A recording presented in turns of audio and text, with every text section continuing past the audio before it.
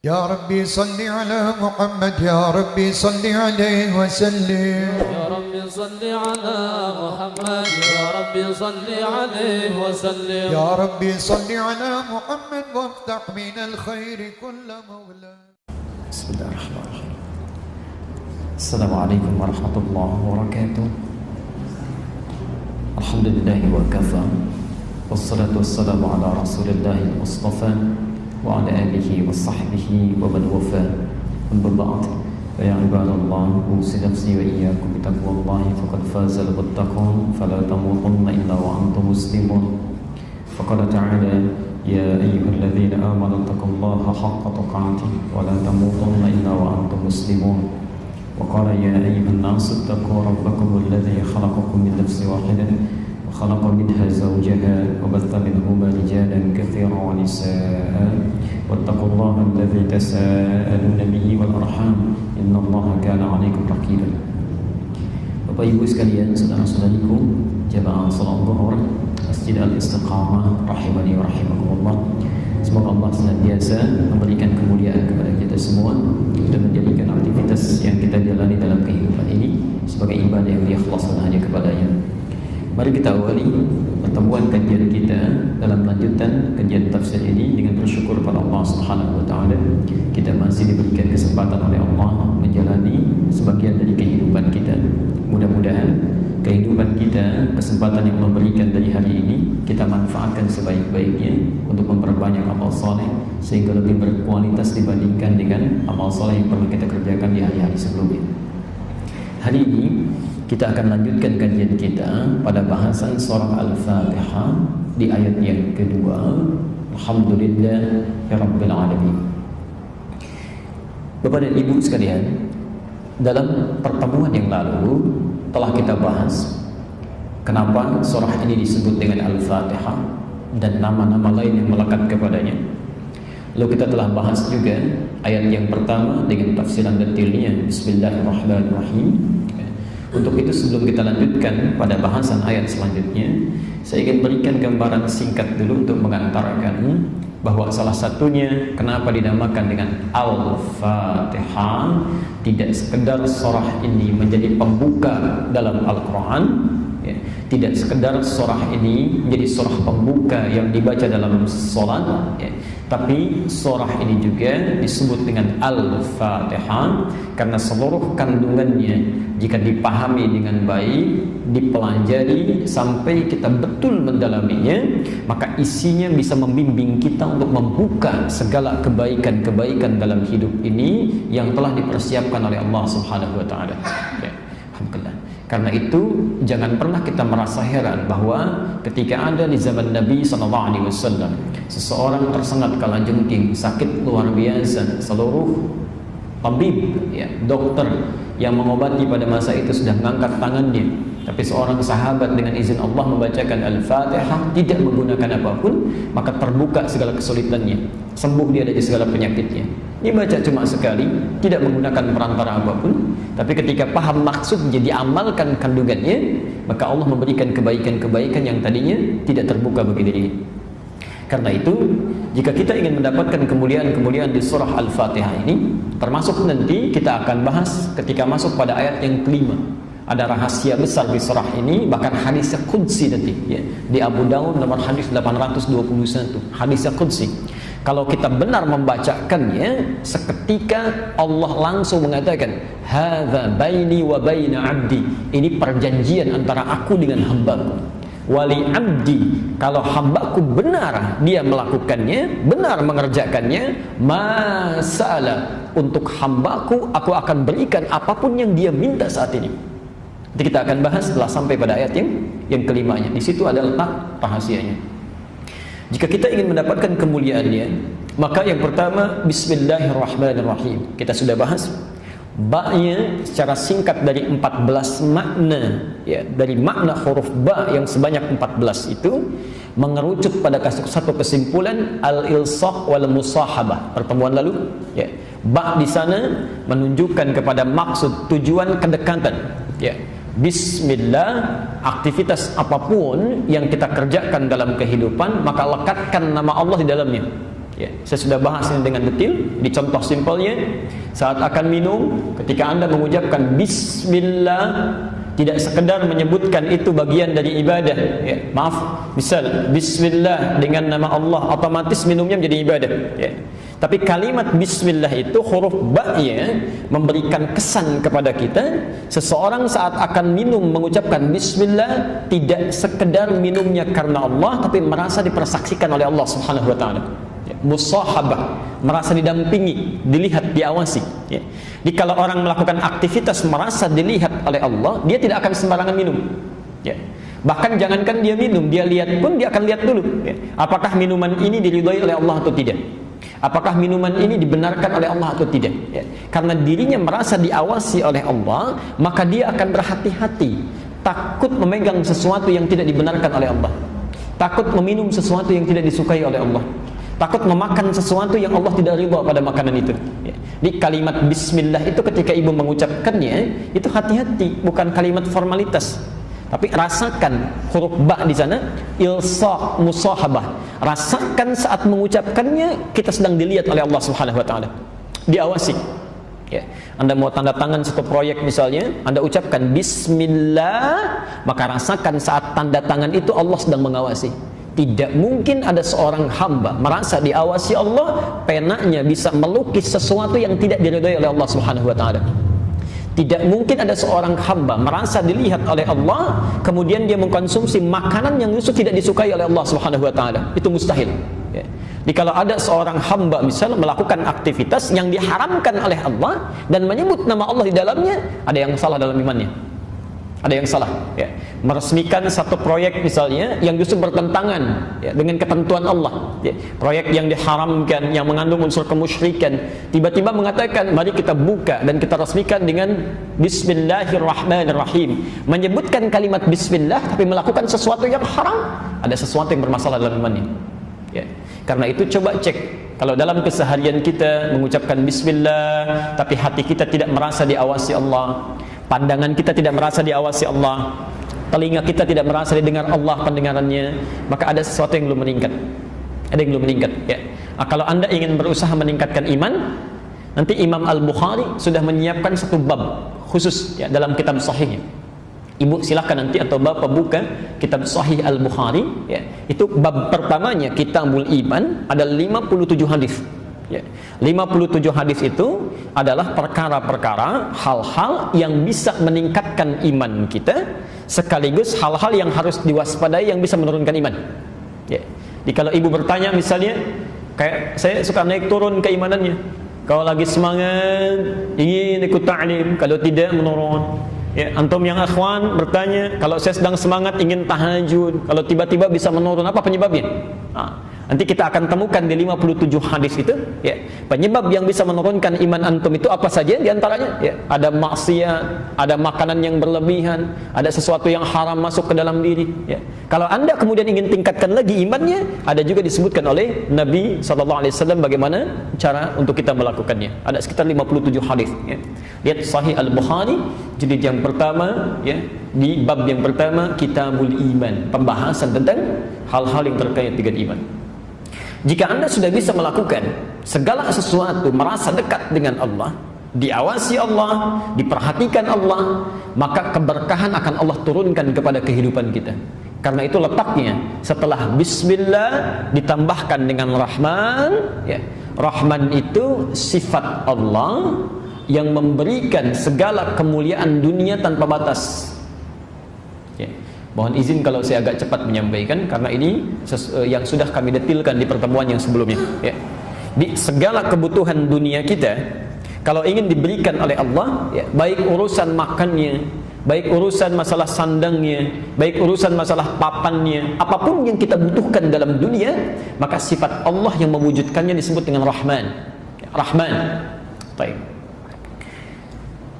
Kalau itu sudah bisa kita dapatkan, maka Masya Allah ya, ya kita ambil logikanya. Yang punya rezeki Allah, yang punya kemudahan Allah, yang punya fasilitas Allah ya. Saya sering rewel mengatakan, kenapa sih ada manusia yang saling menyingkirkan, menyungkurkan, menyudutkan untuk berebut yang sedikit, yang Allah punya yang banyak tidak diminta ya. Yang paling cerdas itu kan sederhana. Yang punya rezeki Allah, kenapa tidak kita dekati Allah? Ya. Yang punya solusi Allah, kenapa tidak minta kepada Allah? Ya. Karena itu orang cerdas ketika akan memohon sesuatu supaya mudah didapatkan, dia akan sertakan Allah. Ya. Dia sertakan Allah dalam pekerjaannya, dia sertakan Allah dalam aktivitasnya. Ya. Jadi kalau orang menyertakan Allah, itu mustahil. Akan sulit itu mustahil, pasti mudah. Ya. Pasti mudah. Ya. Saya kasih perbandingan begini. Ini urusan dunia dulu ya, yang para ikhwan dulu. Saya tanya, rizki itu adanya di mana? Di langit atau di bumi? Tahu dari mana? Quran surah 51 ayat 22. Ya. Kita usahakan dari Al-Quran, kemudian sunnah. Kalau kita temukan dari situ, itu yang terbaik. Ya, sebelum mencari yang lain. Bismillah. Quran surah 51 ayat 22. Ini teori tentang rezeki ya. Kita lihat misalnya. Wa fis samaa'i rizqukum wa ma tu'adun. Ya. Kata Allah, dan di langit rezeki Anda sudah disiapkan. Ditetapkan ya, dan tidak akan tertukar. Di langit rezeki kita sudah disiapkan. Dituliskan, tidak akan tertukar ya. Jadi mohon maaf kalau Allah sudah kasih statement tidak akan tertukar. Jadi tidak ada kerjaan mengambil rezeki orang. Ya. Jangan pernah mengharapkan rezeki orang lain, apalagi mengambilnya, itu tidak ada kerjaan. Karena rezeki kita sudah ditetapkan. Ya. Ingat hukum pengambilan itu ya. Ingat hukum pengambilan. Kalau ada hak orang lain diambil, maka seketika terasa menyenangkan, tapi yang diambil ini satu saat akan kembali. Ya, akan kembali.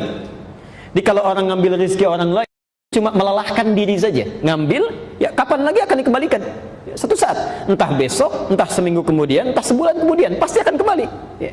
Ini cuma melelahkan diri saja, ngambil sesuatu, berputar-putar, ujung-ujungnya balik lagi. Ya. Ini sudah, kalau sudah Allah berikan, jangan cari yang bukan milik kita. Wa ma tu'adun, dan dijanjikan kata Allah pasti diberikan. Rizki kamu sudah dituliskan di langit, dijanjikan diberikan. Ya. Rizkinya di langit. Kita hidup di mana? Di bumi. Di bumi. Kita hidup di bumi, rezekinya di langit. Masya Allah. Kita bertanya, ya Allah, bagaimana seperti ini? Kami hidupnya di bumi, rezekinya di langit. Gimana ngambilnya? Maka Allah turunkan sifat keadilannya. Ya. Diturunkan rezekinya ke bumi, disediakan untuk kita mudah mengambilnya. Quran surah kedua Al-Baqarah ayat 29. Dijawab di Quran surah kedua ayat 29. Karena kita tinggal di bumi, maka turun ayat, saya agak cepat, huwallazi khalaqalakum ma fil ardi jami'an. Rizki yang di langit ini kami turunkan ke bumi, maka Allah menciptakan segala hal di bumi untuk memenuhi kehidupan kita. Ya, dialah Allah yang menjadikan segala hal di bumi lakum untuk kalian. Apa saja ya, bisa kita dapatin. Ya. Pelan-pelan, rizkinya di langit diturunkan ke bumi. Bumi luas atau sempit? Luas. Baik ya. Antum tinggalnya di Kelapa Gading, tapi rezekinya turunnya di Palembang misalnya. Kan harus nyari ke sana tuh. Ya. Jangankan ke Palembang, kalau rezekinya turun di Sunter saja kita mesti bergerak. Ya. Karena itu turun perintah dari Allah, karena tidak semua rezeki yang turun itu langsung menimpa kita. Ya. Barangkali tempatnya agak harus memerlukan usaha untuk bergerak. Ya. Karena itu turun ayat Quran surah kedua Al-Baqarah ayat 168. Ya. Kita diminta untuk berusaha untuk mengambilnya. Ya ayyuhan nasu, hei manusia, kulu mimma fil ardi halalan thayyiban. Silahkan kamu berusaha untuk mendapatkan rizkimu, ya. Untuk makanmu, untuk minummu, untuk segalanya, ya. Dengan cara yang halal dan baik. Halal plus thayyib. Pelan-pelan. Halalan thayyiban. Perhatikan rumusnya sini. Rizki itu tidak cukup dengan diharap-harap, tapi menuntut usaha untuk meraihnya. Tapi yang menarik, bahasa Quran ketika meminta manusia mencari rizki, itu membuat hukum umum, universal. Ya. Tidak mengikat akidah. Hukumnya mesti dicari dengan halal, legal. Ya. tidak boleh mencuri, merampok dan sebagainya. Hati-hati. Karena hukumnya sifatnya umum mengikat bagi manusia, maka manusia agama apapun, kepercayaan apapun yang melanggar dua ketentuan ini pasti mendapatkan konsekuensi dari kehidupan dunianya, diproses juga. Misal ada seorang muslim mencuri misalnya, menempuh mencari rezeki dengan cara yang tidak halal, tentu akan ditempuh juga melalui hukum dunia. Jadi tidak akan dibedakan, mau orang Islam mau non muslim, begitu mendapatkan mencari rezekinya dengan cara yang tidak halal, maka diluruskan juga. Saya belum pernah mendengar ada polisi misalnya ketika menangkap pencuri ditanya dulu, bapak agamanya apa? Gak mungkin. Oh Islam pak, oh kalau gitu gak usah ditangkap, dikasih tausiah saja. Gak bisa. Mau Islam mau non muslim, begitu salah ya sudah proses, selesaikan, hukum umum. Yang menarik bukan itu. Kita agak percepat. Ketika ada seseorang mencari rezeki bismillah dengan imannya, dengan keyakinannya, ada orang bertanya kepada Allah, ya Allah kami minta keadilan. Ada non muslim, dia tidak sholat, dia tidak puasa, dia tidak zakat, masa bisa mendapat kemudahan dalam mencari rezekinya? Kami yang sholat, yang puasa, yang berhaji, yang beribadah, harusnya ada perbedaan, ada kemudahan mendapatinya. Maka Allah turunkan ayat khusus yang diberikan hanya pada orang-orang yang punya iman. Quran surah kedua Al-Baqarah, ketentuan kedua, ayat 172. Pelan-pelan. Nanti silakan Anda perhatikan bagaimana cara Al-Quran mengungkapkannya. Yang di sini 168, ya ayyuhan nas, yang ini, hei manusia. Manusia sifatnya universal, bisa bagi seorang muslim atau non muslim. Tapi ketika menyebutkan di ayat 172 dirubah dari nas menjadi amanu, ya ayyuhalladzina amanu. Pelan-pelan. Kalau sudah amanu berarti hanya mengikat orang yang beriman saja, orang Islam tidak di luarnya. Sekarang lihat ayatnya, ya ayyuhalladzina amanu kulu. Di sini ada kulu, di sini ada kulu. Tapi yang hebat di sini mimma fil ardi halalan thayyiba, yang di sini kalimat halalnya dibuang. Kulu min thayyibati ma razaqnakum, halalnya dibuang, thayyibnya dijamakkan, thayyibat. Masyaallah. Ma razaqnakum.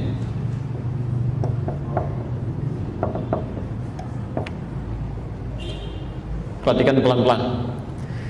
Yang di sini ketika Allah meminta orang-orang beriman berusaha, bekerja, beraktivitas, disebut imannya, dihilangkan halalnya. Ya ayyuhalladzina amanu kulu min thayyibati, halalnya dibuang. Kenapa ketika menyentuh orang-orang beriman, meminta dia bekerja, kalimat halalnya dibuang? Karena orang-orang beriman itu otomatis dengan imannya akan menuntun dia mencari yang halal. Jadi ketika dia mengucapkan bismillah dalam langkahnya, itu mustahil langkah bismillah itu melangkahkan ke tempat yang haram, itu mustahil. Jadi ketika dia mengucapkan bismillah dalam pekerjaannya, itu imannya otomatis akan menuntun kepada yang halal. Jadi kalau ada orang merasa beriman, bahkan mengucapkan kalimat Allah dalam pekerjaannya, tapi dia mengerjakan yang haram dalam pencariannya, ada yang salah dalam imannya, ada yang keliru. Nah sekarang perhatikan, kalau ada orang-orang mengerjakan sesuatu bismillah, bismillah, bismillah, merasa diawasi Allah dengan maknanya, bukan hanya kalimat yang mengalir di lisannya, maka sifat Rahman Allah diturunkan pada dirinya saat di dunia. Rahman, maha pemilik segala keluasan dunia. Ma razaqnakum, lihat kalimatnya. Maka kami yang akan mudahkan dia mendapatkan rezeki, bukan dia yang lelah mencarinya. Ini ma razaqnakum, kami yang berikan, bukan kamu yang lelah untuk mencarinya. Jadi kalau kita mencoba untuk meningkatkan iman kepada Allah Subhanahu wa taala, kemudian diterapkan dalam aktivitas kehidupan, makan bismillah, minum bismillah, merawat anak bismillah, bekerja bismillah, maka Allah akan berikan naungan dalam kehidupan kita yang tidak akan pernah diberikan pada orang-orang yang tidak bismillah dalam kehidupannya. Jelas ya? Baik. Apalagi kalau dibuktikan dengan amal soleh. Ini bukan cuma kerjanya bismillah. Saat Anda bekerja, waktu salat Anda salat, waktu kemudian Anda baca Quran Anda baca. Apalagi kalau misal Anda melakukan amalan yang tidak dikerjakan oleh manusia umumnya. Malam orang tidur, Anda bangun. Malam orang siang orang makan, Anda puasa. Ya. Mendapatkan istirahat, orang lain baca Quran, Anda baca Quran. Masya Allah. Jika iman disandingkan dengan takwa, maka yang terjadi luar biasa dahsyatnya. Quran surah ke-7 Al-A'raf ayat 96.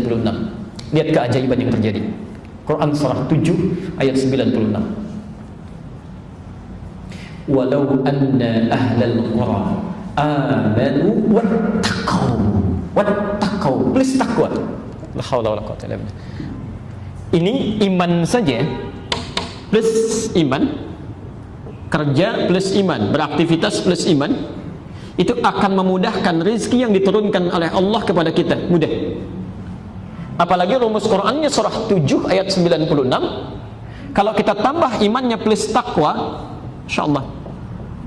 Bekerja, salat tidak tertinggal. Orang dipanggil salat fardu masih terlambat-lambat. Antum kehilangan salat sunnah, gelisahnya luar biasa. Takwa, antum tambah takwa. Ya. Alhamdulillah. Perhatikan kalimat Qur'annya.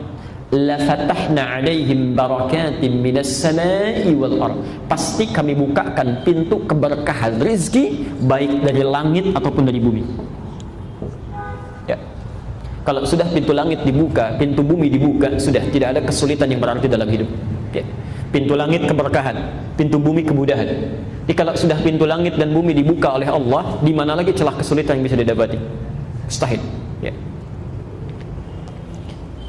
Karena itu, orang yang bismillah dalam setiap aktivitasnya pasti mendapatkan rahman Allah dalam kehidupannya. Coba nanti antum sesekali, yang ikhwan terutama ya, baca sirahnya sahabat-sahabat Nabi, terutama yang kalangan pengusaha, Pak. Ya. Misal Abdurrahman bin Auf, Uthman bin Affan, dan yang lainnya.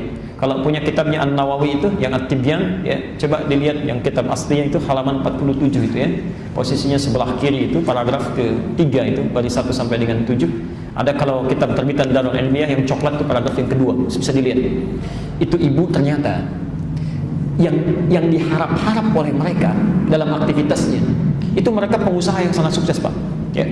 Di pekerjaannya luar biasa, padat, keluar masuk Madinah. Tapi hebatnya, yuk kalau anda ingin lukiskan kekayaannya, itu Abdurrahman bin Auf kapaknya saja terbuat dari emas. Kapaknya saja terbuat dari emas. Tapi yang mereka tunggu-tunggu ternyata itu bukan peningkatan dunianya, bismillahnya itu. Ya. Yang mereka tunggu kapan ketemu dengan Allah dalam sholatnya, kapan punya kesempatan baca Qur'annya, kapan punya kesempatan zikirnya. Ini mereka merasakan ketika meningkatkan takwanya kepada Allah, kemudahan itu didapatkan. Ya. Anda bisa nggak bayangkan, ada pengusaha sukses, waktunya padat luar biasa, jangankan terlambat yang fardu, ya, terlambat yang sunnah saja hatinya gelisah, ya. Masih bisa menunaikan tahajud sampai khatam Quran, bisa tidak terbayangkan itu? Ya.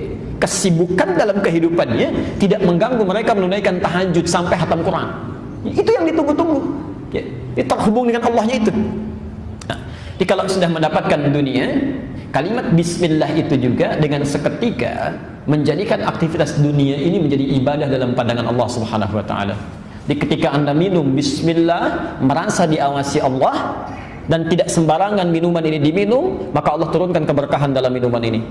Saat yang bersamaan ketika Anda minum, sifat air menghilangkan haus, ya, bismillah menjadikan apa yang kita minum dari pahala sisi Allah Subhanahu wa taala. Plus bekal akhirat.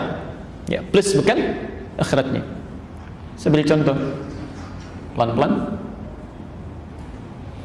Kalimat bismillah itu dalam fikih salah satu kalimat yang menjadi pembeda antara rutinitas dengan ibadah. Ya. Misal kita makan tiap hari, non-muslim juga makan, dan kebutuhan manusia diantaranya makan. Ya. Kalau Anda tiap hari makan, itu disebut dengan rutinitas yang rutin dilakukan. Ya. Tapi kalau saat makan kita sertakan nama Allah di dalamnya, bismillah, Anda makan, maka rutinitas itu seketika berubah menjadi ibadah. Ya. Maksud ibadah punya untuk bekal akhiratnya, ini dicatat oleh Allah. Ya. Saat makan, bismillah, pahala bernilai. Ya. Minimal 1 kali aktivitas 10 kebaikan. Dalil Quran surah ke-6 Al-An'am ayat 160. Kita usahakan dalam argumentasi Quran dan sunnahnya sehingga lebih mudah untuk dipahami. Ya. Man jaa bil hasanati falahu asyru amthaliha. Siapa yang melakukan satu kebaikan, ya diniatkan karena Allah, maka dia dapat 10 poin dari kebaikannya. Ya. Di ketika Anda makan bismillah, dicatat bekal akhirat. Minum bismillah, catat bekal akhirat. Ya. Karena itu, pelan-pelan tidak akan pernah ditemukan seluruh aktivitas dalam agama kita yang baik-baik kecuali bersanding dengan doa. Coba lihat, bangun tidur ada doanya. Saat berpakaian ada doanya. Mau minum ada doanya. Makan ada doanya. Bahkan Anda barusan masuk masjid ada doanya. Keluar masjid doanya sudah beda. Mau ke toilet dulu ada doanya. Jadi semua aktivitas kita itu ada doanya. Doa itulah yang menjadikan aktivitas berubah nilainya menjadi ibadah. Saat tak mampu mengucapkan doanya, hafal kalimatnya, cukup ringan membacakan doanya. Bismillah. Ya, Bismillahirrahmanirrahim tersingkat dengan Bismillah. Seketika poin kita bertambah. Mau minum lupa menyebutkan bismillah atau tidak dibacakan, maka sudah menjadi dunia saja. Akhirat tidak dapat. Karena itu diminta kita oleh Quran, jangan sampai aktivitas kita satu detik pun kita lakukan tidak bernilai ibadah dalam pandangan Allah Subhanahu wa taala. Itu rugi ya. Turun ayat, "Wa ma khalaqtul jinna wal insa illa liya'budun." Quran surah ke-51 ayat 56. Tidaklah aku ciptakan jin dan manusia itu illa kecuali untuk menjadikan seluruh aktivitas yang dia kerjakan sebagai ibadah untukku. Ya. Itu yang membedakan muslim dengan non-muslim. Jadi kalau ibu minum, non-muslim pun minum. Ya. Anda makan, saudara kita yang non-muslim pun makan. Cuma harus ada bedanya. Syahadat kita itu harus membedakan antara makanan yang kita makan dengan makanan yang mereka makan. Ya. Makanannya sama, gado-gado. Ya. Cuma bedanya harus ada. Kalau hukum dunia menjadikan kenyang, hukum akhirat harus jadi ibadah. Kalimat bismillah itulah yang menjadikan ibadah. Nah, sifat Allah yang memberikan pahala kebaikan akhirat bagi ibadah kita itu disebut dengan Rahim. Karena itu, seseorang yang menyertakan bismillah dalam kehidupannya, maka Allah turunkan berkah dunia disebut dengan Rahman, kebaikan akhirat disebut dengan Rahim. Jelas di sini?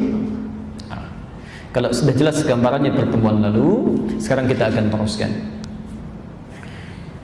Hukum menerima pasti melahirkan kasih. Ya. Dan hukum mendapatkan sesuatu menggabungkan kata terima dengan kasih, umumnya berterima kasih. Di hukum kalau Anda menerima sesuatu, pasti akan Anda berikan sesuatu, ya, walaupun cuma ucapan. Saya beri contoh. Bapak Ibu kalau ada yang memberikan handphone misalnya, respon kita apa? Minimal kita akan ucapkan terima kasih. Masih? Minimal kita ucapkan terima kasih sebagai penghargaan apa yang telah kita terima itu, di atas apa yang telah kita terima itu. Karena itu di Quran diajarkan kalimat yang sangat indah. Ketika Allah tidak hanya memberikan dunia bahkan akhirat. Ada yang memberikan dunia yang kecil saja, ibu ucapkan terima kasih. Maka bagaimana dengan yang memberikan dunia tanpa batasan? Ya, oksigen diberikan tiap hari, kemudahan diberikan tiap waktu, salah dimaafkan, dosa diampuni, bahkan akhirat disiapkan. Ya, dunia yang kecil saja kita ucapkan terima kasih, maka bagaimana dengan yang memberikan dunia dan akhirat dalam kehidupan kita? Ya. Lalu kita bertanya, ya Allah, kalau kami diberikan itu, bagaimana cara kami mengungkapkan terima kasihnya? Maka diajarkan ayat selanjutnya, Alhamdulillahi Rabbil Alamin. Jika Allah sudah memberikan Rahman dan Rahim dalam kehidupan kita, maka sikapi Rahman dan Rahim ini dengan Alhamdulillahi Rabbil Alamin. Sekarang kita akan lihat apa yang dimaksud Alhamdulillahi Rabbil Alamin ini. Kalau kita bisa melakukannya, apa konsekuensi yang kita dapatkan dalam kehidupan, dan bagaimana mempraktekkannya dalam real kehidupan kita. Itu poinnya. Karena nanti hebatnya, ada yang ketika mengucapkan Alhamdulillahi Rabbil Alamin dengan benar, maka hartanya bukan berkurang tapi selalu bertambah. Keberkahannya tidak pernah pupus tapi selalu meningkat. Kita akan lihat ya. Apakah kita yang tiap hari mengucapkan Alhamdulillahi Rabbil Alamin masuk kategori itu atau tidak? Ya, kalau tidak, berarti ada sesuatu yang harus diperbaiki dalam sikap kita. Baik. Kita mulai bahasan kita, ayat yang kedua, Alhamdulillahi Rabbil Alamin. Saudara-saudariku, Bapak Ibu sekalian, kita akan coba membahas dengan detail. Karena itu kami mohon kesabaran ya, karena kita tidak akan membahas satu ayatnya sekaligus. Kita akan analisis setiap bagian-bagian hurufnya sehingga ada pemahaman yang mendetail yang bisa kita praktekkan dalam kehidupan. Kita tulis sejenak. Bismillah. Alhamdulillah Rabbil Alamin. Oke. Baik. Mari kita lihat sejenak, kita pecah dulu kalimatnya. Ada al di sini. Ya, kita pelan-pelan bahas. Ada al. Satu. Kemudian kedua hamdu. Ya. Dan tujukan kepada Allah menggunakan kata Rabb. Setelah ada Allah dimunculkan sifat Rabbnya. Ya, tiga digabungkan. Ya. Kemudian Al-Alamin, Rabbil Alamin, keempat. Ada 4 frase di sini yang harus kita pecah, kita pahami dan kita bawa maknanya dalam kehidupan. Itu yang dituntut. Ya. Ibu bapak mengucapkan Alhamdulillahirabbil alamin ribuan kali pun tidak paham maksudnya, tidak akan dapat keutamaannya.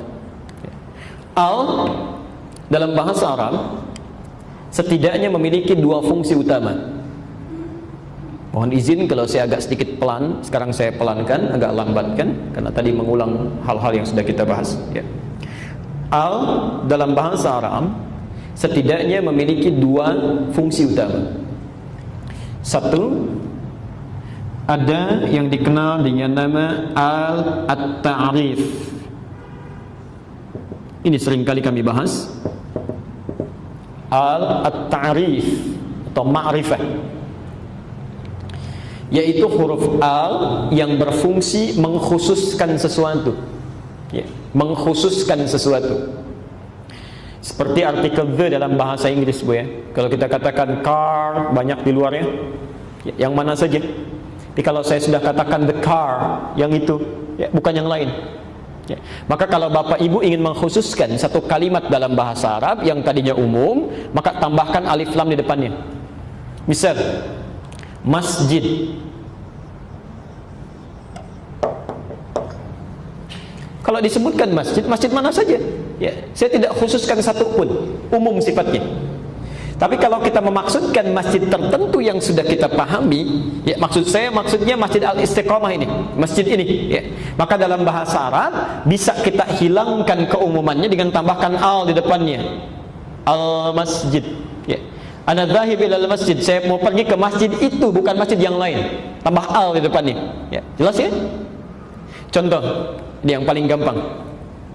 Kalimat salat dalam Al-Qur'an, kalimat salat bila dalam makna ibadah dimaksudkan dalam bentuk ibadah, itu seluruhnya menggunakan al. Menggunakan al. Ya. Lihat kalimat salat pertama, Al-Baqarah ayat ketiga. Alladzina yu'minuna bil ghaib wa yuqimunas shalah. Ada alif lamnya. Kalimat salat kedua, Al-Baqarah 43. Wa aqimus shalah wa atuz zakah. Semua pakai alif lam. Ya. Al-Ankabut ayat 45. Wa aqimis shalah. Ada alif lamnya. Ya. Semua ada. Masya Allah. Padahal bisa Allah mengatakan salat tanpa alif lam. Alladzina yu'minuna bil ghaib wa yuqimuna shalah. Bisa saja tanpa alif lam. Ini tulisannya. Ya. Kalau tulisan salat tanpa alif lam itu bebas artinya, umum. Silahkan tunaikan salat, mau lambat silahkan, mau cepat-cepat pilihan, mau khusyuk silahkan, mau tidak juga bebas. Salat bagaimana saja silahkan. Ya. Tapi ketika ditambahkan al di depannya berubah at-ta'rif ma'rifah. As-shalah bukan salat biasa, tapi salat tertentu yang ada aturannya. Salat khusus yang ada petunjuknya. Seakan-akan Quran memberikan isyarat, silahkan tunaikan salat tapi tidak sembarangan. Ikuti aturannya, ikuti ketentuannya. Ada sesuatu yang harus kita ikuti, tidak bebas kita lakukan. Ya. Maka diikat kemudian dengan sabda Nabi SAW, Al-Bukhari nomor hadis 631. Ya. Kata Nabi, "Sallu kama ra'aitumuni usalli." Ya. Silahkan kalian salat, salatlah kalian, tapi jangan sembarangan. Ya. Silahkan salat seperti melihat saya salat. Ya, salatlah kalian seperti melihat aku salat. Ibu, ya, sedikit saja ya. Ibu bisa bayangkan kan? Kita sekarang tidak hidup di zaman Nabi. Ada orang hidup di zaman Nabi SAW, masuk ke Masjid An-Nabawi, salat di samping Nabi. Selesai salat, kata Nabi, lihat kalimatnya, kata Nabi ini langsung dikatakan, "Shalli fa innaka lam tusalli." Silakan Anda sholat lagi karena Anda belum sholat. Orang ini sholat lagi. Begitu selesai salam, diulang lagi oleh Nabi, "Shalli fa innaka lam tusalli." Silakan Anda sholat karena Anda belum sholat. 3 kali diulang oleh Nabi. Ibu bisa bayangkan, ada orang hidup di zaman Nabi, sholat di samping Nabi, ternyata saat sholat, Nabi melihat sholatnya bermasalah. Ya. Di sahabat saja, hidup di zaman Nabi, bersanding dengan Nabi, menunaikan sholat, diluruskan oleh Nabi, dan tidak merasa aman, maka bagaimana dengan orang yang bukan sahabat, tidak hidup bersama Nabi, dan tidak ingin belajar sholat seperti Nabi, maka tidak akan aman sholatnya. Ya. Ada di Al-Bukhari nomor hadis 757, hadis Muslim nomor hadis 397. Ya. Disebut oleh Al-Bukhari dengan babul musi fis shalah, bab orang yang salatnya tidak bagus. Ya. Lalu diajarkan oleh Nabi salat dari awal sampai akhirnya, ya, dari takbir sampai dengan salam, dan ditunjukkan pada orang tersebut serta kepada kita. Ya, sallu kama raaitumuni usalli. Salatlah kalian persis seperti saya menunaikan salat ini. Pelan-pelan. Hal yang kedua, jadi yang pertama bermakna ta'rif atau ma'rifah, mengkhususkan sesuatu. Handphone, bahasa Arabnya naqal. Ya. Kalau ingin saya sebutkan handphone yang ini bukan yang lain, pakai alif lam. An-naqal. Jelas? Spidol, kolam. Kalau ingin saya sebutkan di antara spidol yang ada yang ini, al-qalam. Tisu, mindil. Kalau saya ingin sebutkan yang ini, bukan yang ini, al-mindil. Jelas ya? Baik. Pelan-pelan. Fungsi al yang kedua. Ini yang terkait dengan ayat kita. A berfungsi untuk al-istighraq. Istighraq. Al-istighraq, yaitu huruf A yang menunjuk pada makna sesuatu yang luas dan total, komprehensif, luas, total, komprehensif. Pelan-pelan. Yaitu huruf al yang menunjuk pada kedalaman makna yang luas, ya, total, komprehensif, seluruhnya. Pelan-pelan. Jika saya sebutkan misal al bermakna istighraq, al masuk kepada kata bait. Apa artinya bait? Rumah, ya. Saya sebutkan al bait, maksudnya segala yang berada di lingkaran rumah itu, seluruhnya, ya, tanpa kecuali. Al masjid, alnya maksudnya istighraq, segala yang berada di masjid ini, seluruhnya yang terikat oleh areanya, ya, tanpa kecuali sedikit pun. Perhatikan, al di sini dimasukkan dalam kalimat alhamdulillahi rabbil alamin, yang diterjemahkan segala puji bagi Allah Tuhan semesta alam. Alnya bukan masuk pada golongan yang pertama ta'rif, tapi yang dimaksudkan al-istighraq. Istighraq. Jika kita ingin memuji Allah, berterima kasih atas nikmat yang diberikan, maka pujilah Allah secara total. Ya. Total. Jangan sertakan kalimat-kalimat lain dalam memujinya. Ya. Sambungkan dengan yang tadi. Bismillahirrahmanirrahim. Kalau kita melakukan sesuatu karena Allah, Allah turunkan sifat rahmannya keberkahan dunia, sifat rahimnya kebahagiaan akhirat. Karena kita diberikan dunia dan akhirat, maka adab kita mengucapkan terima kasih. Bagaimana caranya? Maka diterangkan di ayat ini al. Pertama, kalau Anda ingin berterima kasih kepada Allah mesti total. Ya, total. Total dalam arti satu, jangan sertakan kalimat-kalimat lain yang mengurangi pujian itu. Maaf, bisa. Kadang-kadang situasi suka begini, ya. Kita sudah inginnya total, tapi kalimat kita malah mengecilkannya. Ada seorang sakit, dirawat di rumah sakit, sudah lebih baik. Ditanya, "Ibu, bagaimana keadaannya?" "Ya, alhamdulillah sudah lebih baik." Kalau sudah alhamdulillah, jangan pakai ya lagi. "Ya, alhamdulillah." Nggak usah. Karena sudah pakai al. Al itu menghilangkan kalimat-kalimat lain yang menyertainya. Sudah selesai. Ya. Pak, gimana proyek yang kemarin? Sudah ada kemajuan sih, tapi ya alhamdulillah. Jangan pakai tapi. Ya. Kalau sudah alhamdulillah, kalimat tapi, walaupun, ya itu hilang semua. Ya. Karena kita arahkan total. Jadi jangan disertai oleh apapun. Ya. Al itu, kalimat al, kalau dimasuki kalimat lain, maka akan berkurang keluasannya. Dikurangi hurufnya, maka berkurang maknanya. Ya. Seperti kata Islam misalnya, ya. Al-Islam itu. Di Islam itu sudah luas. Jadi kalau ditambahkan kalimat lain mengiringi, yang luas jadi sempit. Ya. Saya tanya misalnya, kalimat luas, maknanya luas tidak? Luas. Seluas apa? Nggak ada batas. Tapi kalau saya tambahkan kalimat lain, luas masjid, maka jadi terbatas luasnya, hanya masjid ini saja.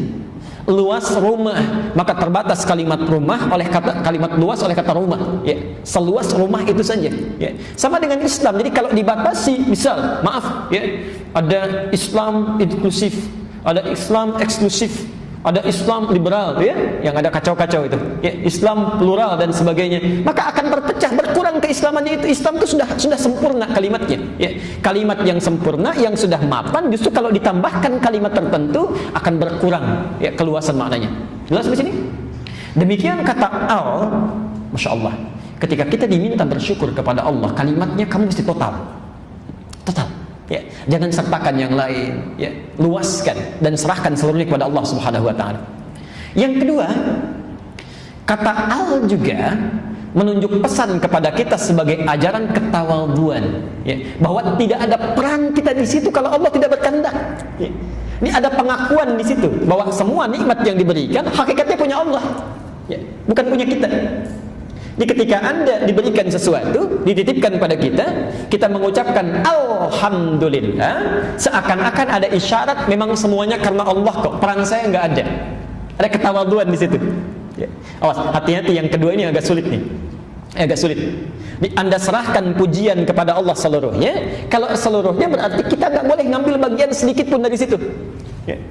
Karena kadang-kadang kalau seseorang dipuji, pujian itu kan biasanya pada 3 hal, ya, pada harta benda, pada ilmu, pada kedudukan. 3 hal ini bertambah, ada kelebihan tertentu, maka pujian biasa datang. Ya, Masya Allah. Ibu misalnya, ya, anaknya, mohon maaf ya, bagus prestasi di sekolahnya, dipuji oleh temannya. Masya Allah bu, anaknya luar biasa ya, pintar, rankingnya bertahan terus. Ibu ucapkan alhamdulillah, selesai. Artinya seakan-akan kita mengatakan semua ini atas rahmat Allah Subhanahu wa taala. Saya nggak punya peran apa-apa kecuali mengikuti ketentuan Allah. Jangan tambah lagi kalimatnya. Dan ibu katakan itu sebagai tawadhu, bahwa peran kita itu cuma mengerjakan saja, Allah yang berkehendak. Tapi kalau ibu tambahkan lagi kalimat yang lainnya, mengambil sedikit saja dari pujian itu, sudah salah. Alhamdulillah bu, memang ini Allah anugerah berikan kepada kami. Tapi ya kita juga berusaha, ya siapa dulu dong ibunya kan malam-malam juga membangunkan dia. Itu sudah berkurang. Ya. Jelas Pak ya? Ya. Sama dengan Anda juga dapat jabatan misalnya, ada promosi jabatan. Selamat Pak, alhamdulillah ini kebaikan yang Allah berikan kepada kami. Tapi juga ada kerja keras yang harus kita kerjakan. Saya ini begini-begini, nah tuh, begini-begini itu sudah mulai muncul. Ya. Karena pernah terjadi Korun. Ya. Tahu Korun? Tahu di mana? Korun itu sepupunya Nabi Musa. Ya, sepupunya Nabi Musa. Jadi Korun punya bapak namanya Yesar. Musa punya bapak namanya Imran. Tapi bukan Imran yang di Ali Imran ya, Imran yang lain. Imran itu kakaknya Yesar. Di bapaknya Musa adalah kakaknya bapaknya Korun. Musa punya bapak namanya Imran, Korun punya bapak namanya Yesar.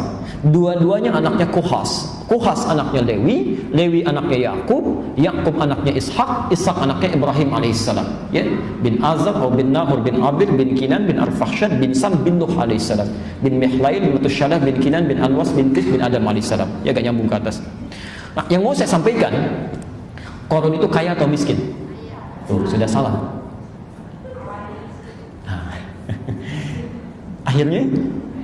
Akhirnya hancur, tidak ya? Awalnya miskin, akhirnya hancur. Jadi awalnya itu fakir, Korun itu miskin. Cuma punya sepupu Nabi Rasul. Coba tolong sampaikan pada saya, bagaimana cara paling cepat supaya bisa kaya, punya sepupu Nabi. Tapi halal. Halal caranya. Cara yang paling gampang, minta didoakan oleh sepupunya supaya kaya.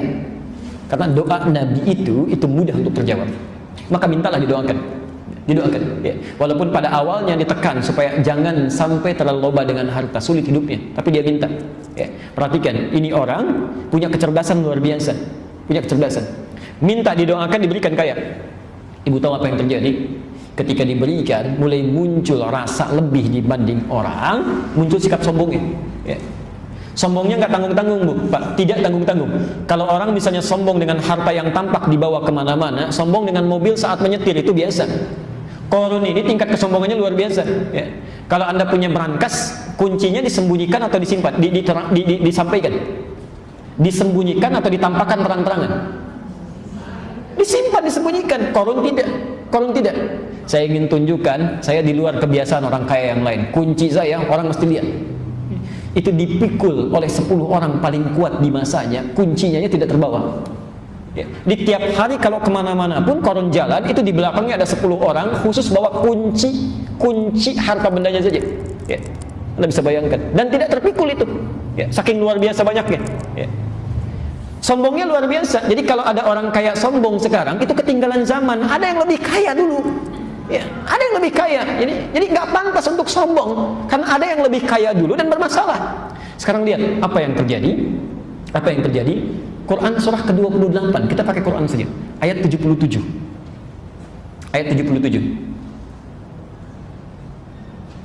Ketika diingatkan di ayat 77-nya, wabtaghi fima ataqallahu daral akhirah wa la tansa nasibaka minad dunya. Ada ayatnya? Quran surah 28 ayat 77. Perhatikan, diingatkan oleh Allah melalui lisan teman-temannya tuh, yang seangkatan, yang sepantaran. Kata mereka, hei Qarun, wabtaghi fima ataqallahu daral akhirah. Harta kekayaan yang Allah titipkan kepadamu ini, hakikatnya, tujuannya supaya engkau menggunakannya mencari kemuliaan akhirat, supaya bekal mencari akhirat. Ya. Maksudnya begini, Pak, Ibu, cara memahaminya. Ada orang-orang yang tidak Allah titipkan kelebihan harta, tapi kelebihan tenaga misalnya. Ya. Maka dia gunakan tenaganya untuk ibadah. Dia bisa sanggup bangun malam, dia sanggup untuk puasa, dia sanggup baca Quran. Ya. Ada orang-orang yang tahajudnya tidak sebanyak orang ini. Ya. Baca Qurannya tidak sebanyak orang ini, puasanya tidak serajin orang ini, tapi Allah berikan harta benda supaya dia bisa ibadah dengan itu. Ya. Jadi menurut Allah, kamu memang nggak sanggup banyak bangun malamnya, tidak sanggup banyak puasanya. Ini saya titipkan harta benda supaya kamu mengejar amalan orang ini dengan hartamu. Ya. Digunakan itu. Jadi hakikatnya ketika seseorang dititipkan kelebihan, apakah itu harta, kedudukan, pengetahuan, tenaga, hakikatnya itu bekal untuk ibadah, bukan untuk dibanggakan. Keliru. Salah. Ya. Yang jadi persoalan, ketika dijelaskan tentang makna itu, muncul sifat kesombongannya. Lihat di ayat 78-nya. Innama utituhu ala ilmin indi. Ya. Saya dikasih ini, bukan syukur yang muncul, bukan syukur. Dia tidak mengalir dalam lisannya kalimat alhamdulillah, bukan cuma satu, Bu. Dia nggak ngambil sedikit saja. Ya. Kan ada orang yang ngambil cuma sedikit, alhamdulillah, tapi ya saya juga ada perannya di situ. Kan ngambil sedikit tuh. Kalau enggak, dia ngambil semuanya. Saya mendapatkan ini bukan karena faktor yang lain, ini karena kepintaran saya saja. Anda bisa bayangkan. Ya. Ada orang yang mengambil keseluruhannya. Apa yang terjadi? Fakhasafna, maka kami lipat itu bumi, kami tenggelamkan dia plus harta-hartanya, supaya menjadi pelajaran bagi orang-orang di masa yang akan datang. Ya. Jadi kita akan lihat saat kita bersyukur apa yang diberikan, saat kita kufur apa yang akan diambil oleh Allah Subhanahu Wa Taala. Ya. Jelas di sini? Jadi bagian yang pertama, kalau kita sudah mengucapkan al, maka yang lain gak usah masuk. Plus diri kita pun jangan merasa unggul. Ya. Rendahkan diri kita, merasa tidak punya peran, karena hakikatnya Allah yang berikan pada kita, baik rahman dunia atau maslahat kehidupan akhirat nanti rahim. Jelas di sini? Al. Jadi itu baru al. Ya. Jadi kalau ibu bapak misalnya mendapatkan nikmat dari Allah ingin disyukuri, maka tawadhulah dalam hidup menyikapinya. Ya. Hindarkan kesombongan karena kita nggak punya, cuma titipan kok. Maaf ya, sombong pada sesuatu yang dititipkan itu orang aneh. Orang aneh.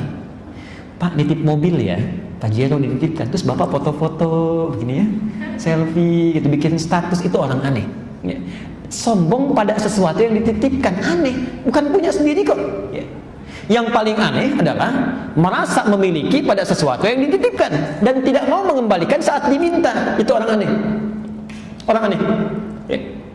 Saya mau tanya, yang rasa-rasa kita miliki itu titipan atau milik pribadi? Rumah titipan bukan? Mobil, bahkan diri kita pun itu titipan. Ini mata, ini milik Allah. Kapan saja Allah mau ambil, terserah Allah. Kenapa kita mesti protes? Ya. Tugas kita menjaganya dengan baik. Ya, karena itu turun perintah dalam Al-Quran. Misal Quran surah 24 ayat 30 itu untuk laki-laki, untuk perempuan ayat 31. Nanti ibu bisa temukan Bu di Quran itu cara merawat tubuh dari ujung rambut sampai ujung kaki. Ya. Bagaimana cara menjaga titipan itu? Ya. Kata Allah, wa qul lil mu'minina an yaghuddu min absarihim. Katakan bagi pria yang merasa punya iman, dia yakin akan bertemu Allah, dia yakin akan ditanya. Kata Allah, jaga pandanganmu pada sesuatu yang tidak Allah sukai. Tugas kita menjaganya. Ya. Terserah Allah apakah mau diambil saat di dunia, ya. Penglihatannya diambil, ya. Bisa jadi, ya. Terserah Allah. Tapi pastikan sebelum penglihatan ini ditanya, ya, diambil oleh pemiliknya, pastikan kita jaga dengan baik. Rapi, jaga bersih, termasuk ibu. Ya. Karena ayat 31-nya untuk perempuan. Wa kullil mu'minati ayyaghdudna min absarihinna. Baik. Kalau titipan itu satu saat akan diambil tidak? Ditanya tidak? Ya, perhatikan. Ketika kita kembalikan, misal titipan dikembalikan, saya nitip, kemudian dikembalikan. Tiba-tiba dalam keadaan lecet, ya, yang nitipkan akan bertanya tidak? Bertanya, kenapa ini? Ada kesan tidak suka. Maka perhatikan, mata ini penglihatan akan ditanya oleh Allah, pendengaran akan ditanya. Quran surah ke-17 ayat 36. Quran surah 17 Al-Isra ayat 36. Saya ambil contoh saja dua, ya. Wala taqfu ma laysa laka bihi ilmun innas sam'a wal basara wal fuada kullu ulaika kana anhu mas'ula. Jangan Anda kerjakan, ikuti segala hal yang kita tidak tahu dasar pengetahuannya. Ya, cuma ikut-ikutan saja. Ada acara ini ikut, ada momentum ini ikut. Kita nggak tahu ada apa tuh di situ. Ya. Barangkali ada sesuatu yang menjauhkan kita dari rahmat Allah. Ada satu hal yang tidak Allah sukai, ikut saja. Itu apa yang dilihat, apa yang didengar sebagai pusat informasinya. Allah akan tanya. Ya. Hei penglihatan, emang kamu tidak melihat ketika Allah tampakkan berbagai hal? Kenapa tidak dicerna informasinya? Ya. Kenapa tidak diperhatikan?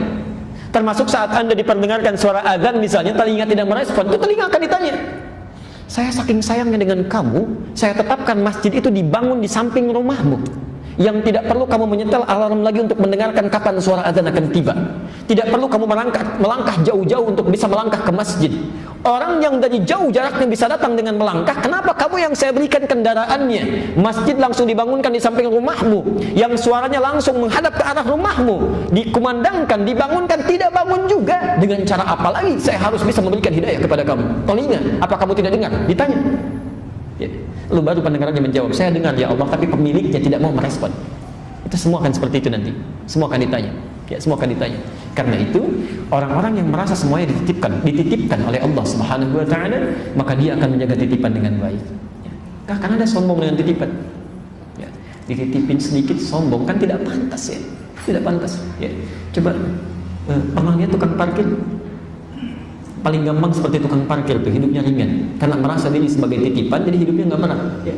Datang mobil bagus, nggak ada bangga-bangga itu, biasa saja, masuk jalan selesai.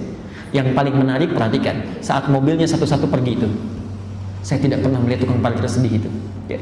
Begitu keluar BMW satu, jalan dengan senyuman, nggak ada tuh nangis BMW pergi satu, nggak ada, biasa saja. Ya. Saya tahu tukang parkir, tapi yang kita ambil adalah poinnya. Dia merasa sebagai titipan dalam kehidupannya. Ya. Teruskan. Alhamdulillah. Alhamdulillah.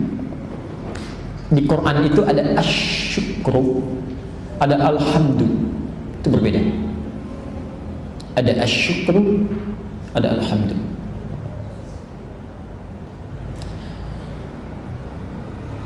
Syukur, asyukru itu kalimat pujian,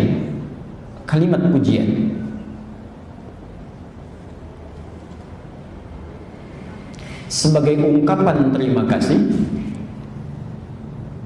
kalimat pujian sebagai ungkapan terima kasih atas pemberian yang didapatkan. Kalimat pujian sebagai ungkapan terima kasih atas pemberian yang didapatkan. Ya. Biasanya orang Arab mengatakan syukran. Syukran. Ya. Ibu dikasih sesuatu misalnya, apakah itu barang atau informasi atau bantuan, ibu ucapkan syukran, standar. Ya, antum ucapkan syukran, itu standar. Ya, dijawab oleh mereka afu atau afwan. Ya, syukran. Ya, kalimatnya syukran. Tapi pakai sin besar ya. Syukran. Baik. Dipakai sin besar, syukran. Ini kalimat paling singkat. Syukran. Hati-hati kalau menggunakan sin kecil, sukran misalnya, sin kecil, itu artinya mabuk. Di sekran, ya. Nunnya diganti oleh tanwin, sekran. Jadi kalau Anda mengucapkan syukran artinya terima kasih. Tapi kalau sukran pakai s sin kecil artinya selamat mabuk, ya. Sudah keliru. Lihat sini. Tapi kalau Anda ingin mengucapkan terima kasih saat diberi ataupun tidak, berterima kasih saja. Maka kalimat bahasa Arab yang berubah dari syakara menjadi hamidah, dari syukrun menjadi hamdun. Saya ulang, jika kita ingin berterima kasih pada sesuatu hal yang sifatnya umum, baik diberi atau tidak, maka kalimatnya berubah dari syukrun menjadi hamdun. Ya. Di hamdun itu ungkapan terima kasih, ungkapan terima kasih secara total, ungkapan terima kasih secara total, baik saat mendapatkan pemberian ataupun tidak, baik saat mendapatkan pemberian ataupun tidak. Baik, pelan-pelan.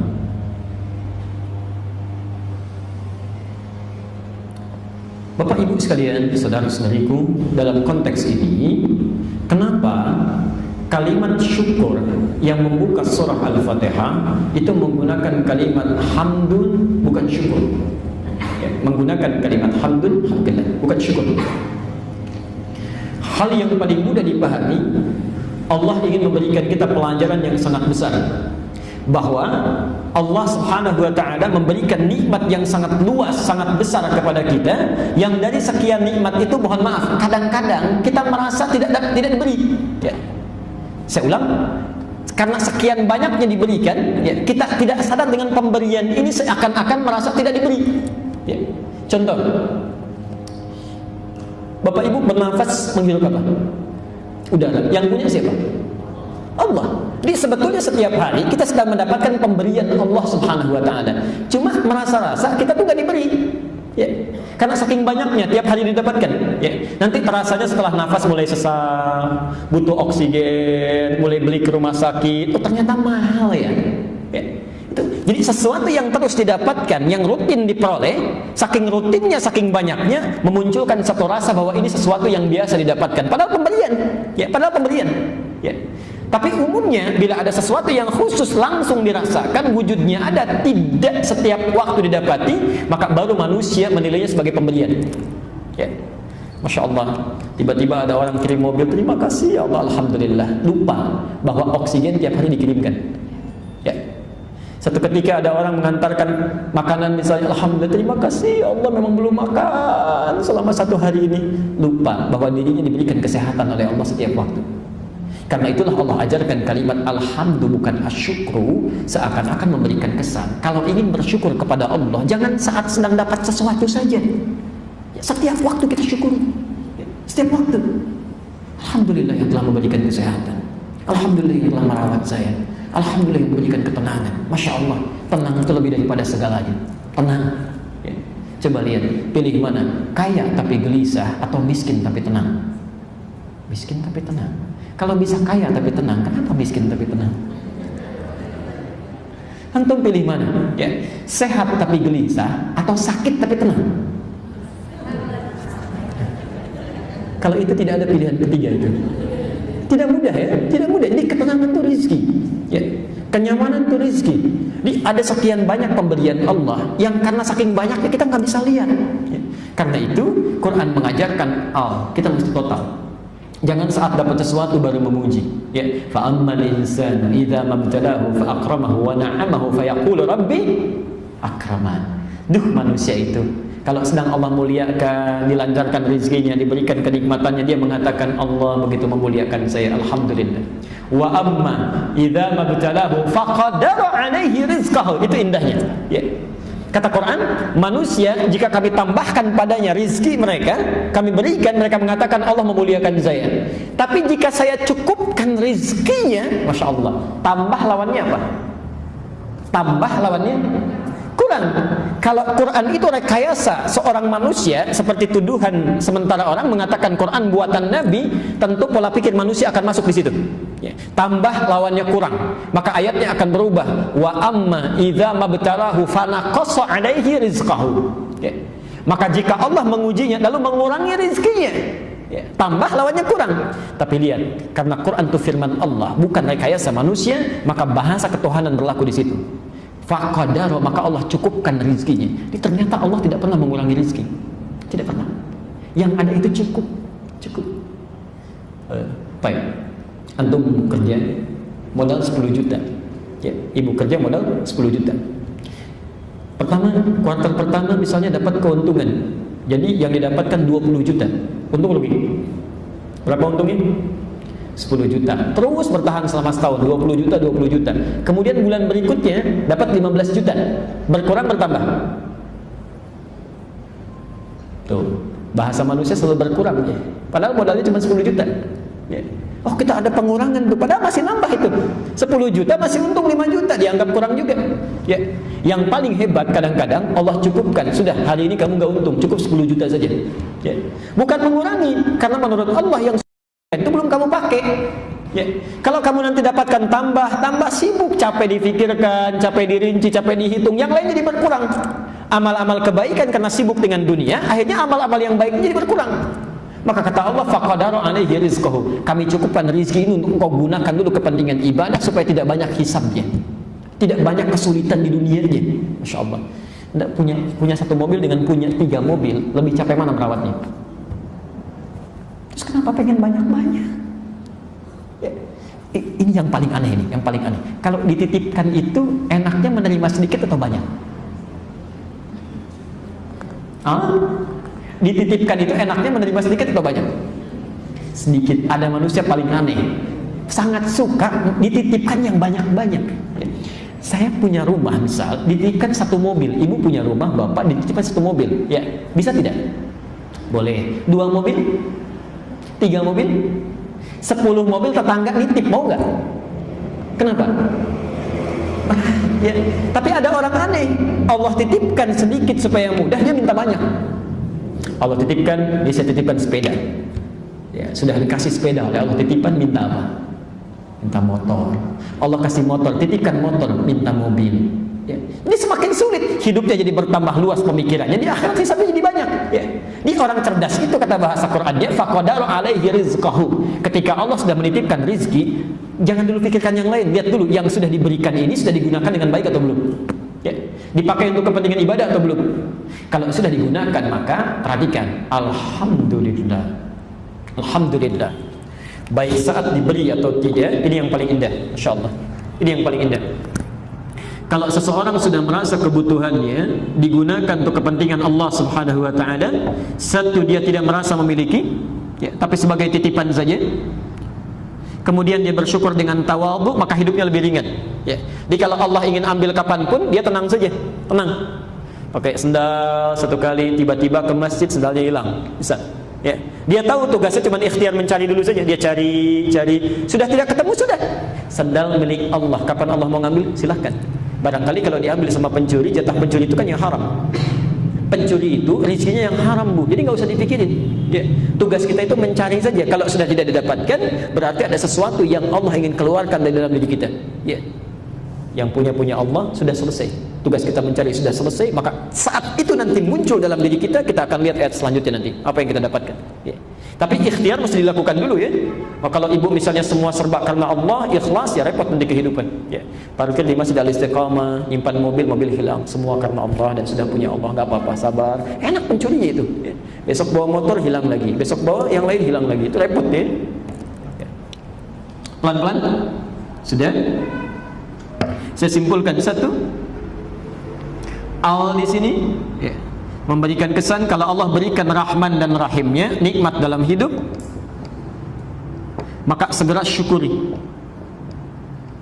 secara total dengan dua makna tadi. Yang kedua, sikap syukur ini jangan dibatasi saat mendapatkan nikmat yang dirasakan secara real saja ya. Tapi hadirkan syukur dalam kehidupan tanpa dibatasi oleh ruang dan waktu. Ya, alhamdulillah, alhamdulillah, alhamdulillah. Karena itu minimal setelah selesai sholat kita diajarkan oleh Nabi SAW untuk berzikir, salah satunya menggunakan kalimat ini. Setelah subhanallah apa? Alhamdulillah. Ya. Pelan-pelan.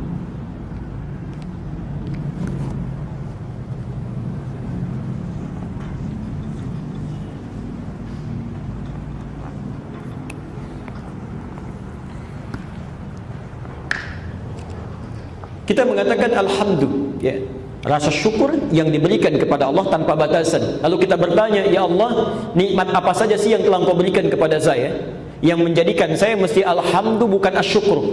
Ya, tidak sekedar syukur tapi alhamdulillah. Kenapa? Kenapa mesti begitu? Maka dijelaskan oleh Allah, karena saya Rabbul Alamin. Ya, kata Allah, karena saya Rabbul Alamin. Perhatikan. Kenapa Anda mesti bersyukur tanpa batasan, tidak disekat oleh ruang dan waktu, karena Allah memberikan tanpa batas. Kata Allah, Rabbil Alamin, karena saya Rabbul Alamin. Saya turunkan yang ini dulu. Rabb. Quran surah ke-7 ayat 172. Wa idh akhadha rabbuka min bani adam min zuhurihim dhurriyyatahum wa ashhadahum ala anfusihim alastu bi rabbikum qalu bala syahidna. Pelan-pelan. Para ibu dan bapak sekalian, kalau ada kalimat Rabb dilekatkan kepada Allah, itu adalah nama Allah yang terkait dengan sifat rububiyahnya. Rububiyah. Ya. Pernah belajar di ilmu tauhid, ada ilmu tauhid rububiyah. Ya. Yang pertama uluhiyah, kedua rububiyah, ketiga al-asma was sifat. Ya. Pelan-pelan. Kalau disebutkan rububiyah, berarti itu terkait dengan sifat perawatan dan pemenuhan segala kebutuhan. Sifat perawatan dan pemenuhan segala kebutuhan. Ya, sebentar. Jadi ketika Allah menyebut dirinya dengan Rabb, ya, salah satu nama dalam al-asmaul husna-nya, seakan-akan Allah mengatakan saya Rabb, yaitu Tuhan yang memiliki sifat merawat segala yang diciptakannya. Di saat sakit dia yang menyembuhkan, saat kurang dia yang melengkapi, saat cacat dia yang kemudian menyembuhkan, ya, menyempurnakan, termasuk memberikan segala kebutuhan. Ya. Ada sesuatu minta diberikan, dia Ar-Razzaq. Ada sesuatu yang sulit dibukakan, dia Al-Fattah. Ya. Jelas sampai sini? Pelan-pelan. Nah, sekarang yang paling menarik, perhatikan kalimatnya. Yang paling menarik, Allah sendiri mengatakan, memberikan statement dalam kehidupan kita. Bahkan sebelum kita lahir, Allah memberikan keterangan. Quran surah ke-7 tadi ayat 172. Saat usia seseorang dalam 4 bulan di kandungan ibundanya.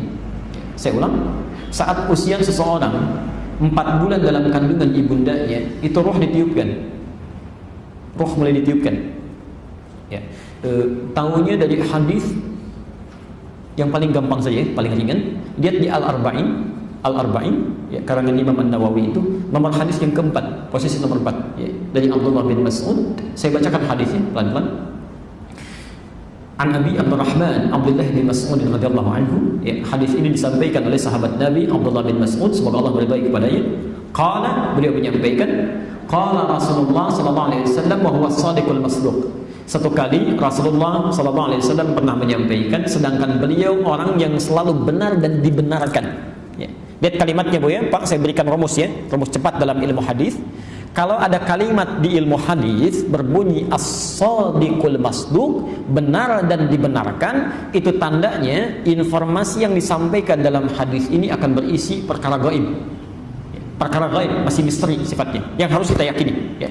Seakan-akan hadis yang mengatakan begini, Nabi itu pribadi yang benar dan dibenarkan. Jangankan kawannya, lawannya saja membenarkan.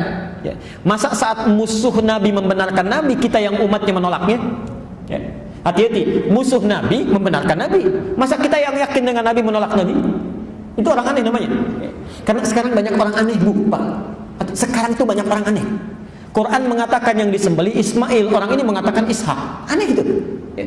Quran mengatakan orang yang suka dengan sejenis itu bermasalah. Orang ini mengatakan fitrah. Itu orang aneh. Di akhir saya tunjukkan tuh di mana keanehan itu. Tadi pagi kami baru berdiskusi dengan seorang calon psikolog dari Brisbane, dari Australia itu. Jadi ada satu teori di akhir saja supaya tidak bercampur materi. Perhatikan sini sebentar. Jadi disampaikan Nabi itu orang yang benar dan dibenarkan. Lihat kalimatnya. Kata Nabi, inna ahadakum yujma'u fi batni ummihi 40 yawman nutfah. Setiap kalian akan dihimpun di perut ibundanya dalam proses kandungan itu 40 hari pertama berbentuk nutfah. Baru pertemuan para spermatozoa dengan ovum. Thumma yakunu mithla dzalika 'alaqah. 40 hari yang kedua berbentuk alaqah, zigot yang mulai menempel di dinding rahim. Thumma yakunu mithla dzalika mudghah. 40 hari ketiga berbentuk mudghah, sudah mulai berbentuk sekerat daging kunyahan, mulai ada kelihatan bentuknya. Yang paling menarik, ya. Thumma yursalu ilaihil malak. Usia 40 hari ketiga ini 4 bulan diutus malaikat. Fayanfukhu fihi ruh, maka ditiupkan ruh. Wa yu'maru bikatsbi arba'in, dan diperintahkan menetapkan 4 hal. Nah, saat ruh ditiupkan ini kemudian terjadi dialog antara janin ini yang ada di perut ibundanya dengan Allah Subhanahu wa taala. Perhatikan kalimatnya. Alastu bi rabbikum? Apakah kamu siap nanti menjadikan saya sebagai Tuhan, Rabb, yang akan merawat kamu dalam kehidupan? Kamu sakit, saya sembuhkan. Kamu butuh apapun, saya berikan. Ya, kamu kurang sesuatu, saya cukupkan. Dan saya akan penuhi segala kebutuhan kamu. Bahkan saat kamu salah, saya maafkan. Kamu dosa, saya ampuni. Dan kamu tersesat, saya akan luruskan. Segala saya penuhi. Ibu, kalau Bapak ditawari, ikut saya yuk. Nanti saya jamin kebutuhan semuanya. Bahkan saat salah pun saya maafkan. Dosa saya ampuni, segala saya berikan. Jawabannya iya atau tidak? Iya-nya mikir lagi enggak? Tidak. Iya tanpa berpikir, bahasa Arabnya disebut dengan bala. Bala. Tapi kalau ada iya masih memungkinkan kita berpikir, itu bahasa Arabnya na'am. Na'am. Na'am itu masih umum. Iya di lisannya, tapi mungkin di hatinya masih berpikir. Ya. Anda punya karyawan di kantor, ifal kita kerjakan ini misalnya, ya, kerjakan. Lisannya mengatakan siap Pak, ya, tapi hatinya berkata baru tadi disuruh, sekarang ada yang lain lagi. Bisa terjadi. Itu na'am namanya. Tapi kalau bala itu artinya persetujuan mutlak tanpa syarat. Ya. Maka dikatakan bala. Nah, Allah dengan sifat rububiyahnya sudah berjanji kepada kita. Kamu itu akan saya cukupkan dalam kehidupan apapun yang kamu butuhkan. Dan hebatnya ketika kita bersyukur kepada Allah, alhamdulillah, ya Allah kami syukuri segala nikmat yang telah Engkau berikan itu, baik yang kami minta ataupun tidak. Engkau telah tepati janjinya. Ya, Engkau lah Rabb yang bukan hanya merawat kami, tapi Rabbul Alamin. Bahkan Kau rawat seluruh alam. Ya, bumi dijadikan seimbang, langit masih ada di atas. Ya, Masya Allah, perputarannya masih normal, segalanya. Masya Allah. Maka di situ kenapa disertakan dengan kalimat al-alamin? Maaf, sebetulnya kalimat alam itu sudah jamak Pak. Alamun itu jamak. Ya.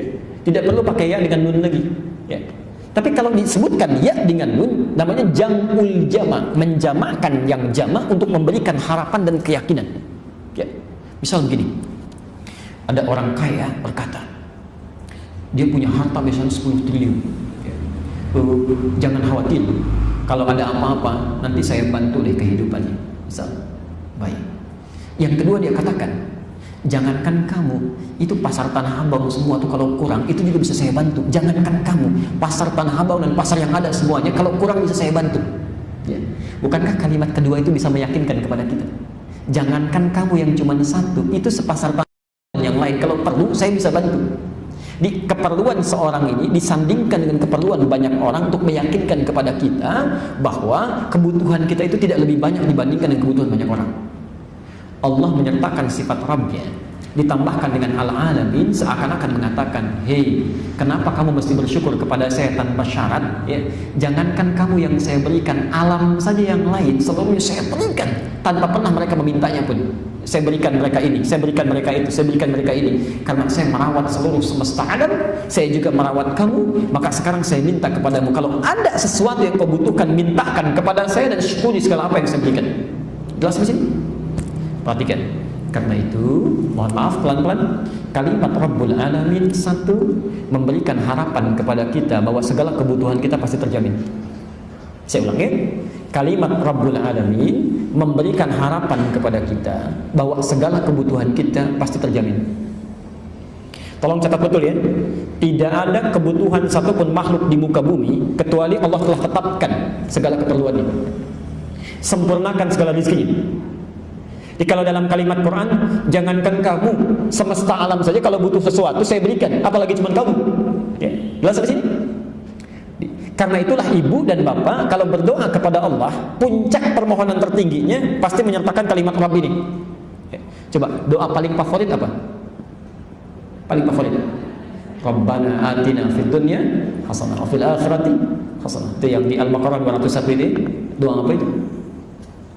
Oh, sapu jagat. Jadi ada doa sapu jagat, ada doa sapu nggak ada jagatnya, ada doa jagat nggak ada sapunya ya, banyak istilahnya tuh. Baik. Rabbana, selalu menggunakan kata Rabb.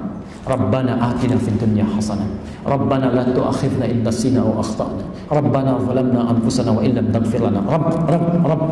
Rabbighfirli wa liwalidayya. Rabb. Kenapa kita menyebut namanya Rabb? Seakan-akan kita menagih janji saat sebelum kita dilahirkan itu.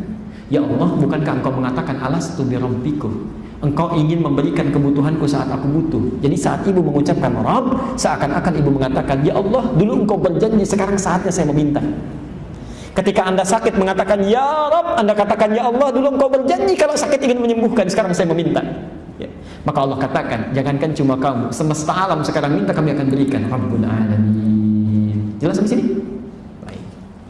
Saya simpulkan di satu kalimat al dalam ayat ini memberikan pesan bahwa segala yang diberikan oleh Allah Subhanahu wa taala mesti kita syukuri secara total.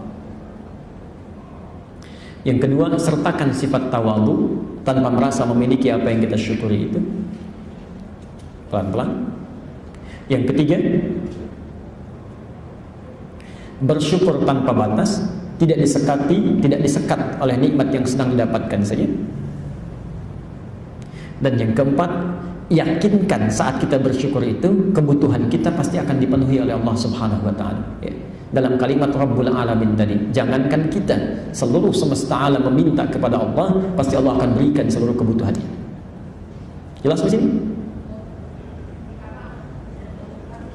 Yang keempat, diulang, baik. Baik. Nanti ada rekaman juga bisa diputar ya. Satu,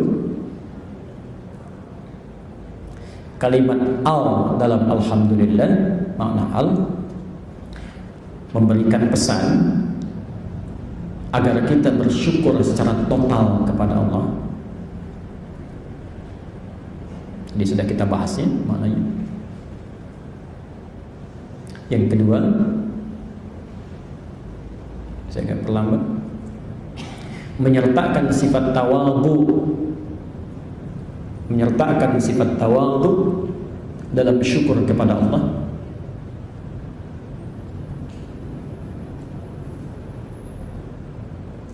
Sudah? Yang ketiga, mensyukuri segala nikmat dalam setiap keadaan tanpa dibatasi ruang dan waktu. Mensyukuri segala nikmat di setiap keadaan tanpa dibatasi ruang dan waktu. Sudah? Ibu tahan sebentar yang ketiga ini. Saya titip pesan betul ya. Coba sunnah-sunnah Nabi itu diamalkan. Ya, misal zikir setelah salat tuh kan. Ya, ada subhanallah dan alhamdulillah. Saya sekarang titipkan pesan karena ibu sudah tahu maknanya, bapak sudah tahu. Maka saat mengucapkan alhamdulillah itu cuma bukan sekedar kalimat yang di lisan mengalir gitu. Hampa makna itu akan dampaknya nggak ada ke hati itu. Yang diinginkan tuh bukan cuma subhanallah, alhamdulillah, alhamdulillah, tapi kita nggak paham kalimatnya. Begitu Anda mengucapkan alhamdulillah, coba rasakan nikmat-nikmat Allah yang begitu besar itu. Maka subhanallah, akan tiba satu masa Anda merasakan begitu nikmatnya bersyukur sampai kebingungan bagaimana cara mensyukurinya. Fabi ayyi ala'i rabbikuma tukadziban. Akan ada itu suasana itu. Ya. Alhamdulillah, alhamdulillah, alhamdulillah. Ingat yang sudah Allah berikan itu. Ya. Dan yang terakhir meyakinkan pada diri bahwa Allah pasti memenuhi kebutuhan hidup, bahwa Allah pasti memenuhi kebutuhan hidup sebagaimana Ia cukupkan kebutuhan seluruh alam semesta.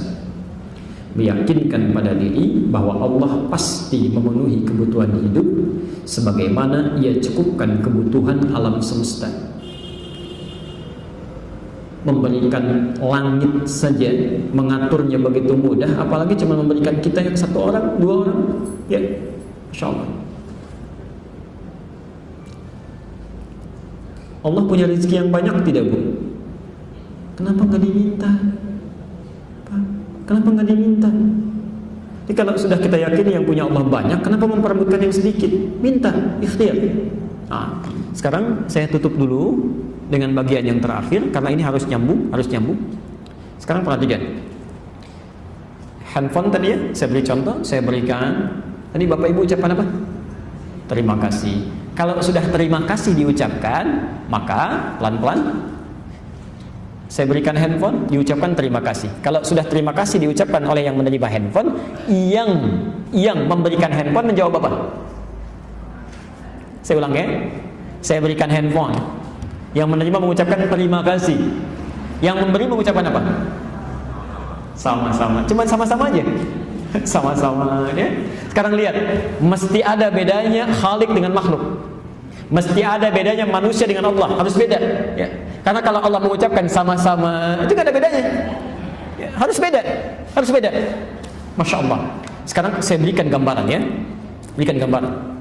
Pada sesuatu yang diterima secara langsung saja kemudian kita ucapkan terima kasih, kita lihat bagaimana cara Allah meresponnya. Apalagi pada sesuatu yang tidak kita langsung rasakan ya, maksudnya langsung diterima, lalu kita ucapkan terima kasih juga, maka bagaimana nikmat Allah berikan kepada kita. Sekarang lihat, tadi saya telah bedakan di awal, kalau kita berterima kasih pada pemberian yang langsung dirasakan, kalimatnya apa bahasa Arabnya? Syukran. Asal katanya apa? Syukur, syakara. Buka Quran surah ke-14 ayat 7. Quran surah ke-14 ayat 7.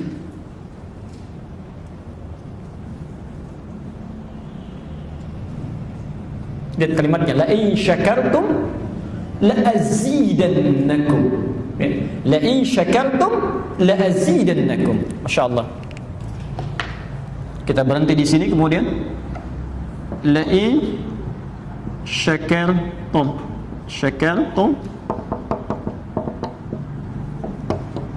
la azidannakum. Pakai la bukan li, pasti la azidannakum, nunnya taukid. Masya Allah.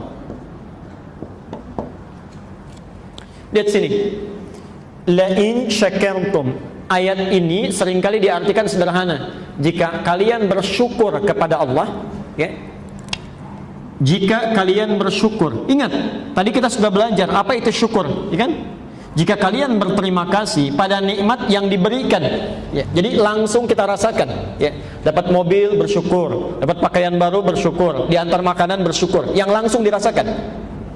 Perhatikan, maka hukumnya ketika kita diberikan oleh Allah, misal fulan dikasih rezeki ini handphone baru, dia ucapkan misalnya bersyukur kepada Allah, alhamdulillah ya, alhamdulillah misal ya. Kita lihat bagaimana cara bersyukur di akhir ya. Maka ketika itu diungkapkan kepada Allah rasa terima kasihnya, la azidannakum. Allah tidak menjawab sama-sama, tidak.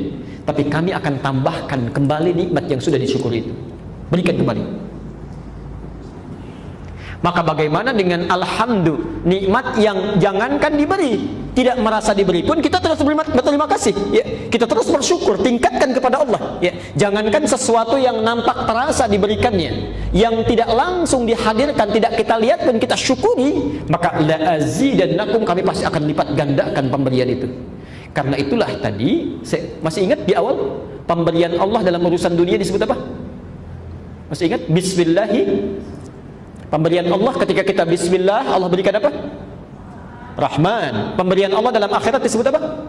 Rahim. Karena itulah ketika kita bersyukur kepada Allah dengan benar, maka diulang kembali kalimatnya Ar-Rahmanir Rahim. Maka kami akan tambahkan kembali Rahman, kemuliaan dunianya, Rahim, berkah akhiratnya. Itulah sebabnya, salah satunya kenapa kalimat Ar-Rahman Ar-Rahim disebutkan kembali setelah Alhamdulillahirabbil alamin. Salah satu maknanya untuk menegaskan bahwa jika Anda berusaha terus untuk mensyukuri nikmat yang Allah berikan, baik dirasakan secara langsung ataupun tidak nampak pada saat Anda mendapatkannya atau merasakannya, maka Ar-Rahman Ar-Rahim, kami akan berikan kembali, tambahkan lagi kenikmatan dunia yang dirasakan itu plus pahala yang melimpah di akhirat nanti. Jelas di sini? Baik. Jadi sebetulnya saat bersyukur itu bukan berkurang, tapi bertambah. Bertambah. Nah, yang paling menarik bagaimana cara bersyukurnya? Ya, bagaimana cara bersyukurnya? Di sini saya akan berhenti. Kalimat syukur saja. Ya, kalimat syukur saja. Kalau saya katakan saja, apalagi yang alhamdulillah itu maksudnya. Ya. Kalimat syukur saja itu bermakna, lihat caranya, menggunakan setiap nikmat yang diberikan, saya ulang, menggunakan setiap nikmat yang diberikan sesuai fungsi yang telah ditetapkan. Menggunakan nikmat yang diberikan sesuai fungsi yang telah ditetapkan.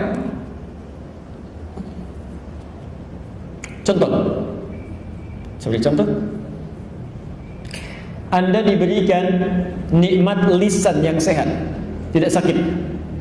Ya. Lalu ketika Anda ingin bersyukur dengan nikmat lisan ini, ya, belum yang lain ya, belum segalanya, baru lisan saja yang melekat pada diri kita. Ya. Maka caranya, kalau disebutkan syukur itu, ya, caranya gunakan lisan sesuai Allah menciptakannya, sesuai fungsi yang telah Allah lekatkan pada lisan ini. Ya. Fungsi lisan itu apa? Fungsi mulut apa? Tidak sampai situ. Kalau cuma bicara saja, non-muslim pun bisa bicara. Kalau cuma bicara saja, pembohong pun bisa bicara, penipu pun bisa bicara. Fungsi lisan menggunakan pembicaraan pada yang baik-baik. Karena itu ada larangan di Quran menggunakan lisan pada bicaraan yang buruk. Ya, misal dusta dikecam oleh Quran, wailul lil mukadzibin, celaka bagi para pendusta. Artinya orang kalau berdusta pasti celaka. Ya, kalau berdusta pasti celaka. Saya kadang sulit paham, gagal paham saya. Ada orang-orang yang sangat aneh di muka bumi ini. Sudah tahu akan celaka, dikerjakan juga. Ini ada minuman misalnya, ada tulisan di sini misalnya, ada sianidanya, hati-hati. Diminum nggak? Karena tahu kalau minum pasti celaka. Ya. Ini ada banyak orang aneh di muka bumi ini. Ada banyak orang aneh. Ya. Saya tidak mengerti itu. Ada keterangan kalau dusta pasti celaka, masih dusta juga. Ya. Coba lihat. Merokok berbahaya bagi kesehatan jantung. Pasti merokok juga. Ya. Saking banyak perokok ditingkatkan lagi. Merokok membunuhmu. Pasti merokok juga. Saya bingung memahaminya itu. Saya bingung. Mohon maaf ya, saya agak bingung. Ada tulisan merokok membunuhmu. Coba ini tulis di sini ya. Minum ini ada racunnya. Mau diminum nggak? Tapi ada orang-orang tertentu yang sudah jelas keterangannya masih dikerjakan juga.